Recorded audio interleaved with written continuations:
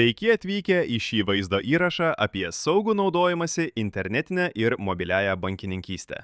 Nesijaudinkite, net jei tai atrodo sudėtinga, kartu viską paaiškinsime žingsnis po žingsnio. Sužinosite, kaip saugiai prisijungti, patikrinti sąskaitos likutį, siųsti pinigus ir atsijungti.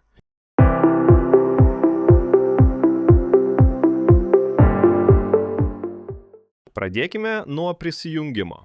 Jei naudojate kompiuterį, atidarykite interneto naršyklę ir eikite į oficialią savo banko svetainę.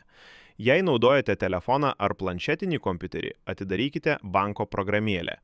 Naudokite savo banko pateiktą autentifikavimo metodą. Pavyzdžiui, Smart ID, naudojamas Lietuvoje, Latvijoje, Estijoje, arba Certicode Plus, naudojamas Prancūzijoje. Vienas iš dažniausiai žinomų metodų yra kodų generatorius, priklausomai nuo prieinamumo. Kai kurie telefonai gali netgi naudoti jūsų piršto atspaudą arba veido atpažinimą prisijungimui.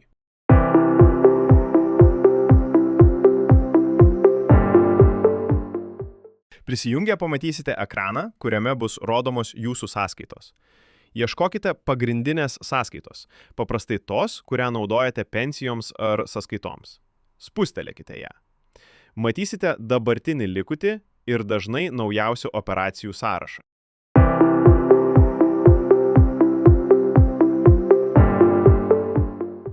Toliau pabandykime pervesti pinigus. Spustelėkite mokėjimai arba pervedimai.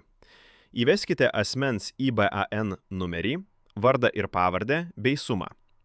Jei mokate sąskaitą, dar kartą patikrinkite skaičius. Bankas gali parodyti pranešimą, kuriame prašoma patvirtinti mokėjimą. Tai daroma, kai naudojate Smart ID, piršto atspaudą arba PIN kodą. Patvirtinkite tik tuo atveju, jei esate tikri, kad duomenys teisingi.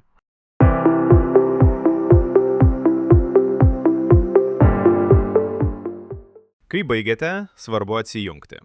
Spustelėkite atsijungti. Taip apsaugosite savo paskyrą. Mobiliųjų programėlių atveju uždarius programėlę, atsijungimas dažniausiai vyksta automatiškai. Bet vis tiek patikrinkite. Jums pavyko. Dabar žinote pagrindinius pinigų tvarkymo internetu veiksmus. Atminkite, nėra kur skubėti.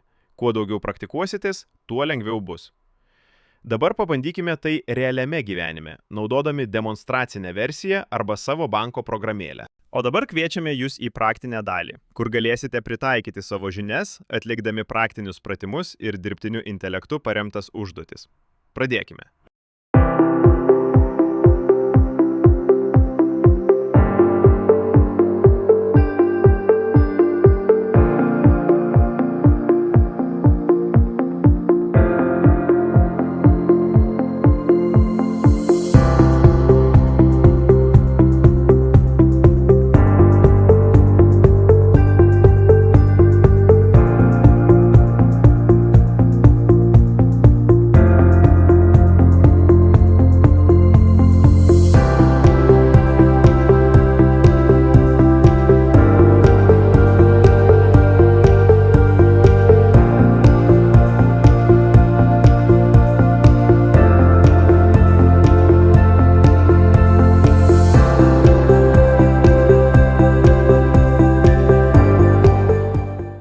Šis užsiėmimas baigtas.